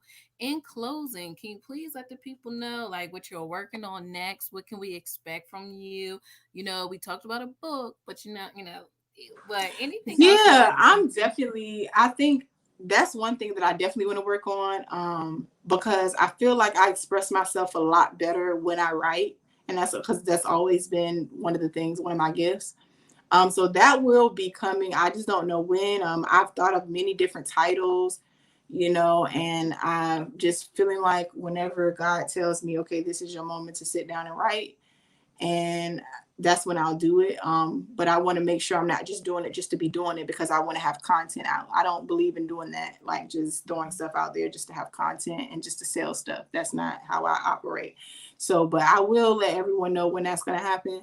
And of course, I have my YouTube channel, More Life Essential TV. I try to post as much as I can on there. My time is a little different now, like with work, because I'm actually, if no one knows, that I'm actually a counselor at a medical center. So that's something that's taken up a lot of my time, because I've actually been able to shift and do something that I love to do. And so yeah, that is, so if you want to see me, if you want to book with me, I'm down to see you in person or virtual. So and we can work on, some of the stuff I was discussing in this interview. If you need me to help you and, just be the person to hold you accountable and motivate you and all those good things, you can reach out to me and I'll be more than happy to see you. We can set up a consultation, introduce ourselves, and then we can go from there. Um, and me and my business partner that I work with at the medical center, actually, sometimes we do groups. We do substance abuse groups. We do groups where, it's just a group of us just talking about love and, just relationships and just different scenarios and things that are sometimes that are taboo to talk about, and that I feel like should be talked about, and especially within the Black community, and helping gain new knowledge and being able to share a safe space where all of us can come together and share things without feeling ashamed and judged. So we do some of that. We have groups, and that will be coming up soon. We'll be doing like a workshop, and it's going to be called Love, Lust, and Lies. It's continuing from a group sessions that we were doing in person at the medical center, but we'll be doing it live on we'll probably be doing it like YouTube, Instagram, somewhat. We haven't figured it out yet, but that'll be coming soon. So be on the lookout for that. And yeah, I think at some point I will be creating some sort of course. And I haven't figured out exactly what it is because there's so many things that I can teach on. But I want to make sure that I do it the right way. But yeah, so yeah, guys, just be on the lookout. Like, to be honest, like everything for me is kind of moving faster than I thought because I literally just became certified in November of last year with life coaching. And that's what I wanted to say. Before I leave, I didn't get into the story of how I knew that this was really my calling. Ooh, So one day, keep in mind, remember when I said, God, let your will be done in the last situation. So one day, this is during my Daniel fast. And let me tell you guys, the Daniel fast is no joke. It is no joke. Like literally, you're almost like you're eating a garden. You're not eating a lot of stuff. And so I deprived myself of a lot of stuff. And when I did that, when I tell you, Tony Gaskins was talking about the coaching. And at the time, I didn't have the money saved up, like sitting aside to do that. Like I had the money, but not to just throw at a certification. So one day I was on my way, I was about to get something to eat and I was listening to him. And he had brought up the certification. I was like, God, I don't know what I need to do to get this money for this certification, but however you're going to do it, just do it. Cause I believe, and the thing is, remember when I said you have to be open in your heart to receive anything. I just believed that I was going to find a way to get that certification. I didn't know how, but I knew that it was going to happen. And so when I said it, I was just casually, and this was something I was just casually doing, but I was talking to God because I do that all the time. I could be anywhere and I say, God, such and such and such, whatever. And I just was like, God, please give me the finances some way, somehow. I don't know how you're going to do it, but help me. So I leave to go get me some food. In the parking lot where I went to get my food from, I was parked in my car because I was waiting because it was busy inside of the place. So I just decided to sit in my car. Well, another car came and tried to fit his car in between me and another car. And when he was backing up, he scratched my car. So when he scratched my car, I got out of the car. I was like, sir, hey, you scratched my car, right? And I'm assuming he didn't think I was in there. He thought he was just going to get away with doing it. And I was like, I need your information. So I didn't get his information in. He pulled over to the other side of the parking lot, not knowing, like, because he did a hit and run, basically. He left out of the parking lot. I had already got his license plate because I'm no dummy. I know how people do out here in Atlanta. We have a lot of scammers. So you're not about to get away with, with destructing my car and with no repercussions. So long story short, I got a police report, called the police, got a police report, got my, called those, exactly. So I went to, my insurance company. They somehow got in contact with this insurance company. And, pretty much from that situation, I ended up getting the money. And I was able to get my car fixed and get my certification from that check that I got. From that night of me saying, God, I don't know how you're going to do it, but just find a way, I was able to get my car fixed and get that certification. And you know how many in that, God also tested me once I got that check, because I could have done so many other things. Mm-hmm. Once I got the check, I was like, oh, this, I can do this. Oh, I can do that. Uh-huh. And then I was like, nope. I said I wanted to become certified. So whatever the chunk of this check is going to go to, whatever, go towards the certification. Wait a And I minute. So went, was this during your fast? yeah. Isn't that interesting? Like, so when you fast too, listen, your prayers will get you ask for something, God will bring it to you. So Mm-hmm. that's interesting. And it's almost like he was preparing you when you was giving up the social media and all that other stuff, even though it was in front of you, you was like, no. So it was like all those little things prepared you for the big thing. And it's like, okay, God, I wanted to get this certification. And you was already Mm-hmm. trained up to like say, no, I'm not going to use the money for nothing else. I'm going to use it for this. And Yep. that's And that's how and that's how I knew it was something I was supposed to be doing. Because I prayed to him before and was like, God, if this is something I'm supposed to be doing, let me know. And that was to me his confirmation, confirmation. Uh-huh. because he provided for me in that moment, because he knew that that's what I was supposed to be doing. Yes, I love that. It's like Yeah. coach, how did I got into it. I wanted to do it, but like you said, I didn't have the money set aside. But whoever had wrote him saying like, oh, I really want to do this, only had such and such amount. When he dropped that price, that's why I was like, I'm going in. I'm buying it Girl, now. I got my certification right before that. I was like, oh my God, why couldn't I wait? But But then that see, was also God testing me, like, okay, mm-hmm, but at the same time, you still were able to do it. So why are you, that's someone else's blessing. That wasn't mm-hmm, meant to be your blessing. That was somebody mm-hmm. else's. So you got it, and that's all that matters. I had Yeah. to check myself. I Mm-hmm. had to check myself, because I was like, dang, he dropped that price. I remember that. I remember Yep. when he did that. I'm I like, do. I gotta get in there. I got to. Yep. And like you Mm-hmm. said, he had already had your blessing. Your blessing was already taken care of, but he had to Oh, like my make phone is sure about to die. I don't want it to die before we close out. oh, it's okay. I'll wrap this up now. So Okay. again, thank you so much, Rochelle. This was a wonderful interview. We learned a lot and thank you for joining me. I thank you so So much for having me. I really do. And thank you guys who were listening. And, follow me on social media, on my Instagram at Rochelle Demetrius, just like my name is right here on the screen. And, if you have any questions, always feel free to reach out. And if you need a session, the link is in my bio. So you can always book with me. But yeah, thank you for having me. you're welcome. She is dope, y'all. So Thank again, you. thank you for joining me on Six Is Just Not God's Best for You. So Actualize and Shine podcast show. Bye, ladies and gentlemen. Bye.